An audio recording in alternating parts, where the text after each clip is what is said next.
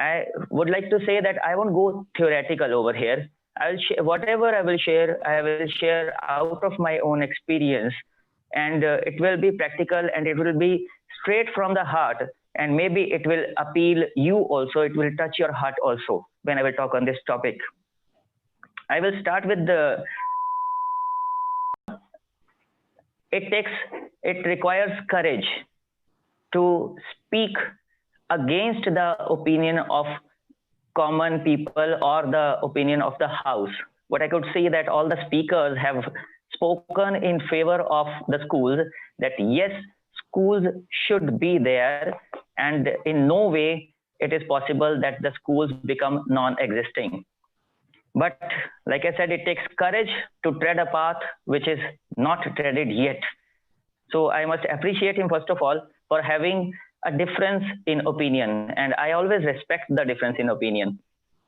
But why am I saying that I have a difference in opinion with him? Is because once he said that people have become successful, but all of them not based on the school education. We can cite n number of examples, like Sachin Tendulkar, like Shah Rukh Khan, like maybe Amir Khan, like maybe so many others who have not completed their formal education, but have become very successful. Many painters, actors, dancers, all very successful people had not relied upon only education to be successful in their career. But on the other hand, if I say that if the parents and the students want to opt for a career which required some sort of formal education and formal certification, you can call them degrees as well, then in that case, they will have to go for formal education. And the schools play a very important role in that. We can't imagine any doctors or any engineers or any lawyers coming out without any formal school education, without any formal system of assessment of the education which they have acquired during their school and the college years. So definitely, if we have to go for career-based education, yes, I agree on this point with him that primary role of the schools is to provide education and knowledge. But that knowledge, when it comes to the career, it has to be tested as well on some formal parameters and scales. For that, only the formal system of assessment was established. The school education boards have been established. There is a huge network of assessment of the knowledge acquired by the students. So now coming to the few points which I have jotted down. If we talk about only present COVID scenario, the way we are saying that some parents have also taken some initiatives on social media and have started saying that we will not send the students, our children, to schools, and the schools are not required anymore when this online education is continuing. The way I said in the beginning itself, we are at a very initial, tender stage of this online education. Many of us were not aware and were caught unaware when suddenly the lockdown was announced. Many teachers were not prepared at all for the online education platforms. How to teach was a very big question. No doubt within these 2-3 months, the teachers have upgraded themselves a lot and have started using various platforms to provide online education. But still, there are many, many constraints when it comes to the devices, when it comes to the network quality. You see how many times the connection breaks when we educators, when we adults have such meetings and webinars. Somebody, in spite of trying the level best, is not able to join. Somebody keeps going in and out because of the network troubles. And then there are a lot of questions about the impact on health. Impact of all these devices, the rays, the light coming out of these on the health of the students as well. We can't ignore all these things. So when we say that schools are not required, only role is to impart education, and education can be imparted online as well as education can be imparted at home. I think that it's too early to say all this. If we start from the mythological times also, Madam Appaswamy also gave reference to Lord Krishna. Either we talk about Lord Krishna or Lord Rama. Ramayana and Mahabharata both are being shown these days on TV. Neither Lord Rama was taught at home, nor Lord Krishna was taught at home, nor were the Pandavas or Kauravas or the Nishads and all. So since ages, there had been a requirement of a formal system where the children should move out of their home and go in an altogether different environment, which enables them to learn to adapt to adversities. Here, I would like to cite an example which I often give. A WhatsApp forward, it might be that there were two houses, adjoining houses, having one common wall. In one house, there lived a mature man, and in another house, there lived a quite young man. Once both of them went to market and they brought identical plants to their houses, and they planted those small saplings on the either side of that common wall. The person who was mature, he knew how much of the manure or water and other things the plant requires. So he gave them only that much. He gave only that much of care and nourishment to that plant. But the young man thought that more care, more nourishment I will give to this plant, the more it will grow. So he kept on adding on to the supplies of manure and fertilizers and water and whatnot. So the plants started growing almost of the equal height. One night, I must say, there was a big storm. And when the morning, both of them woke up, the young man noticed that his sapling, his plant, which had actually grown up, it had been uprooted from the ground. It could not bear the effect of that storm. Whereas the plant which was planted by that mature person was still deeply rooted and was healthy and hearty. So he felt very bad and he asked a question from that mature man, "What happened, uncle? Your plant has survived, mine has not." He said that I taught my plant to survive in adversities also, but you did not teach your plant that thing. You kept supplementing your plant with more and more than even it was required. So sometimes this kind of over consciousness, the pampering, the overprotective nature also becomes adverse for our students. They are not able to survive in the real life situation. Now coming to the same COVID scenario, at present, till the time the lockdown was there, the parents were at home. Most of the parents were at home.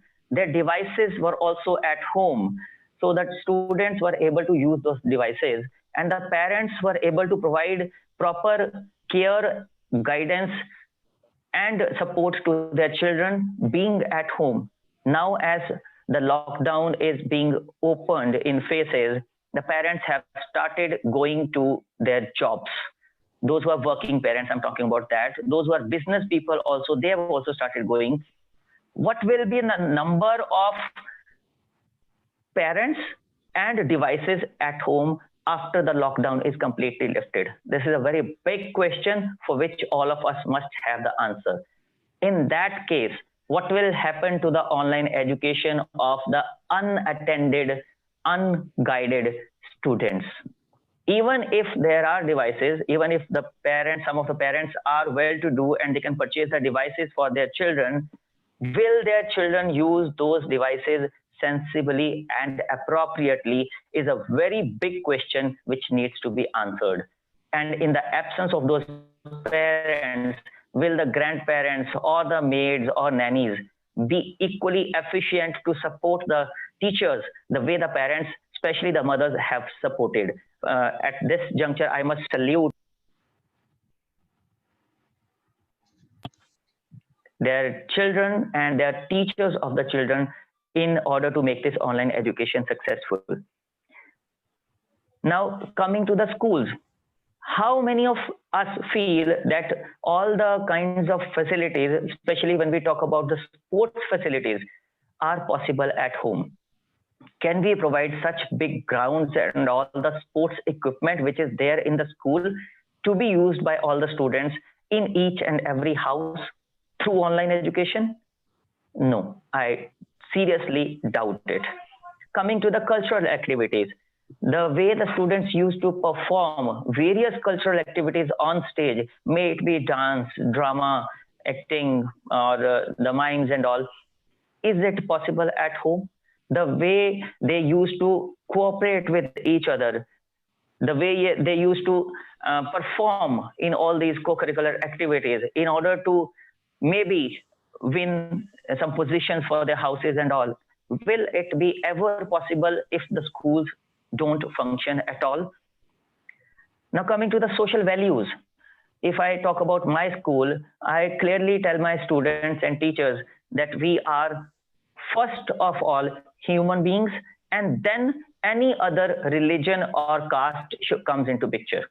So may you be Hindu or Muslim or Sikh or Isai, forget everything about it when you enter the school campus. When you enter the school campus, you are human beings, and we all have to love and respect each other.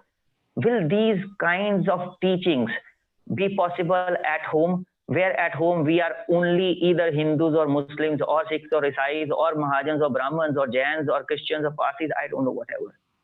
So the schools unite the students. I don't say homes divide, but unknowingly and unwillingly, sometimes they divide as well. So unity in diversity, which we talk about always, is possible in a regular school atmosphere only, not possible at the homes when the students are not in direct contact with each other. The moral values which we give to the students in the schools, to respect each other and to respect the elders especially.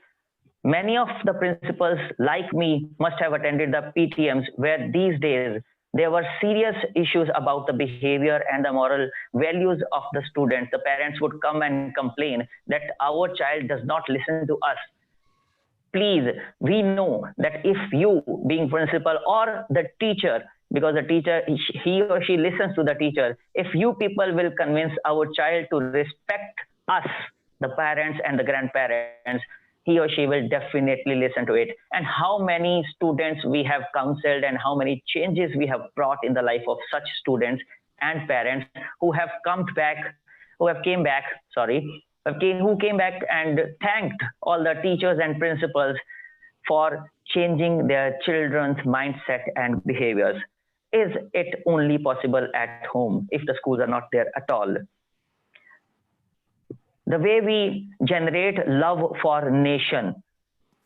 Suppose if we talk about India, when we play the national anthem, and either it is in the morning assembly ground or in the classrooms. I know that in the COVID scenario, post-COVID scenario, morning assemblies might not be possible at all. But I do believe once it will be there, once the school will reopen, even if the number of students is less in each class, each and every student and teacher and the principal will rise with pride to recite that national anthem once the tune will play.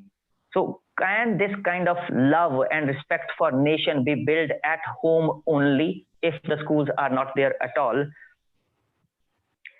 The way we celebrate all the very important days, I know it's a very small thing, but at home, do we know how many days are celebrated in schools? We hardly might be knowing Independence Day and Republic Day and all, a few days. But the Doctors' Day, Nurses' Day, Mother's Day, Father's Day, Brother's Day, and all also days. Who has taught all this to the students? It's the schools who remember that they have to give proper honor, respect, and regard to each and every member of the community. And for that only, they bring this awareness to the students. If we talk about the age appropriate information.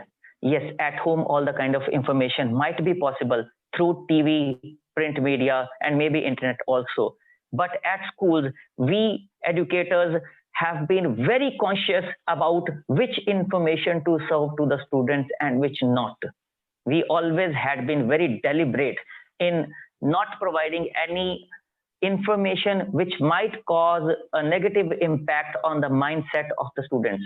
We would always serve them with the information which would make them flourish, which would make them grow, and which will bring a smile on their faces, not make them gloomy or scared. So at home, we hardly bother about such things.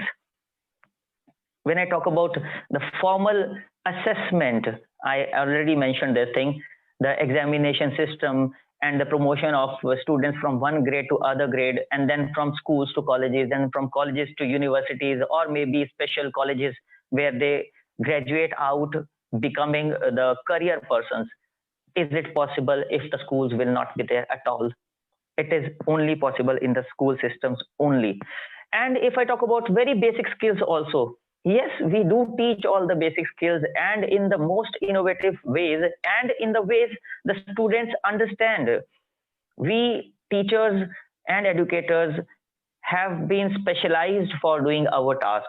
We provide the students as per the knowledge which they need. We go down to the level of the students. We know that five fingers are not alike, and we treat each and every finger according to its requirement.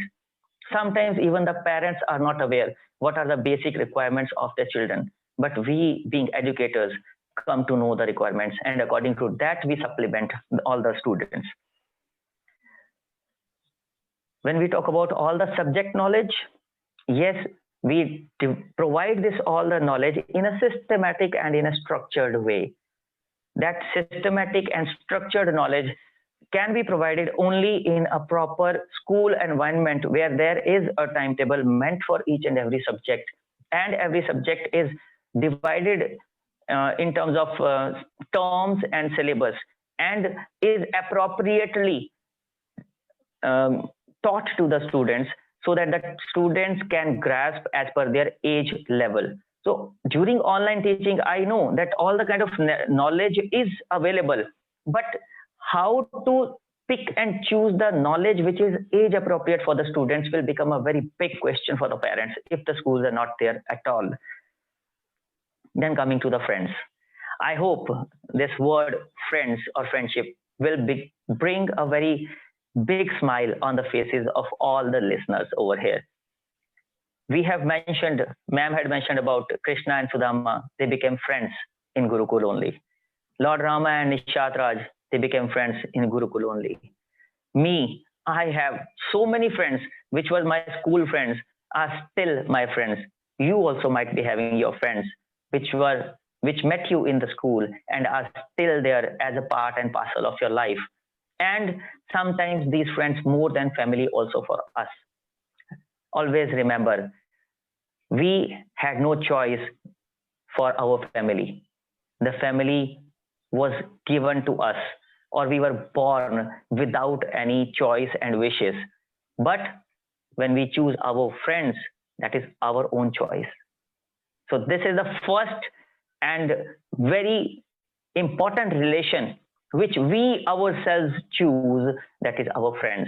Other than that, all the relations are imposed on us, not chosen by us. So these friends sometimes remain lifelong, and they become most of the friends become friends in the school life only. How can we deprive our children from that beauty and charm of that friendship? Schools develop confidence of the children. Many times parents come and say that our children are introvert.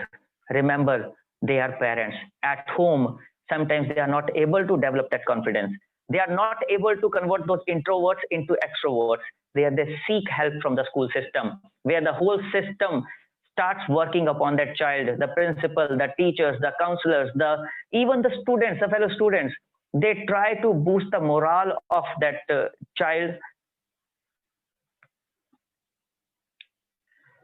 And then the child one day starts coming up. an introvert becomes an extrovert to a great extent and starts showing the confidence also. Schools find out the inherent talent and qualities of the students. Some, like I said, sometimes the parents are not aware of the qualities and talents which a child possesses. But when the child goes into a formal school environment and he participates in various activities, or the teachers assess the child for various activities, they come to know the child has this talent, that quality, that this skill, and that performance ability. And they work on those abilities and qualities, and they enhance those qualities, and they draw the talent, skills, and qualities out of the child and present to the whole world. Sometimes even the parents get surprised to see what their child can do, which the school brought out, but the parents could not. Will it be possible without formal schooling and only online teaching? I seriously doubt it. Teamwork is a very, very important thing which can be taught in a team only. You need a team for teamwork. You cannot develop a team of students at home. In the school atmosphere, they learn to work in pairs. They learn to work in groups. They learn to work as a team. And that spirit takes them far beyond their expected goals. They achieve their goals and targets very soon, the sooner than they can do alone, for sure. When we talk about society and community, like I was mentioning, there are huge gaps in Indian society. There are social gaps. There are upper caste, there are lower caste, there are religions, there are so many things. All these gaps get bridged when the students come to school. They learn the uniformity of the system. They become one. They know that they are only students, not other gap-based individuals. The schools teach the students to serve humanity, serve society. And like if you see my Facebook page also, my school is lot more into community service. We have been to the various religious and other places, and we had been cleaning those places. We organized rallies for many important events. We brought the awareness against Zika virus. We conducted a rally and awareness campaign against the ozone depletion. We brought the awareness against dengue and its preventive measures. I am sure if COVID won't have been that contagious, all our schools would have definitely contributed to bring awareness about COVID, also taking help of all the stakeholders, including the students. We have organized so many charity campaigns for the people who were facing adversities like the droughts in Kerala, or the floods, or the earthquakes and all. All the parents, students, everybody contributed. Would they have contributed for all these noble causes if they had been only at home? The schools are able to generate that kind of feelings among the students and the parents, which become a boon to society. Then comes the role models, the inspiration. How many inspirational role models a student will see at home? Family members and at TV. I don't believe that looking at TV the child can be inspired. But yes, in the school, there are hundreds and thousands of role models right in front of the child. It may be in the form of principal, maybe the teachers, maybe some fellow students also. An average student gets inspired by seeing the performance of a good student. That inspiration, will it be possible at home? I seriously doubt. The healthy competitive spirit. When the students are at home, they are individually being assessed. When they are at school, they are assessed as a class group, or maybe peer assessment, or maybe team assessment. All these kind of assessments bring the healthy competitive spirit among the students, which makes them shine even brighter than they actually will if they are only alone at home. We prepare our children for natural calamities. I believe many schools might be doing. We organize the drills, mock drills for earthquake. If the fire breaks out, how the students should react. and how they will leave the classroom, vacate the classrooms and school building, and where they will stand in case of non-attendance if nobody is there to attend them. How will they move from a place of insecurity to security? Such drills, I know, like I've given examples of a few. There are many schools which might be doing many more like this. Is it possible at home? Who will teach students and will guide students to face such adversities if the schools are not there? Even if we talk about this COVID scenario, we have developed the respect for community helpers, our coronavirus warriors among our children. The schools, even if they are online, even if the school buildings are closed, the schools have approached all the students and the parents and have been able to develop that kind of respect which is required for all these corona warriors. And they have ensured that the students follow all the guidelines of government. The parents also follow. There have been n numbers of individual meetings as well as the general parent-teacher meetings where the schools have tried and have ensured that the COVID does not cause the kind of harm it could have caused had the schools not been there. So I strongly advocate that the schools should be there. There is no questions that we should even think that our schools required. They are very much required. And I believe after listening to this talk, I may be able to convince some of us who might be thinking that without schools, they will be able to manage their children the way they were managed by their own parents. There cannot be such a big contrast. All we parents have been brought up in this formal schooling system only. We have enjoyed all the pleasures which I have mentioned in a sequence. How can we deprive our students from all those pleasures? Sorry if my talk has taken more time, but I conclude by saying that yes, schools are required. Thank you.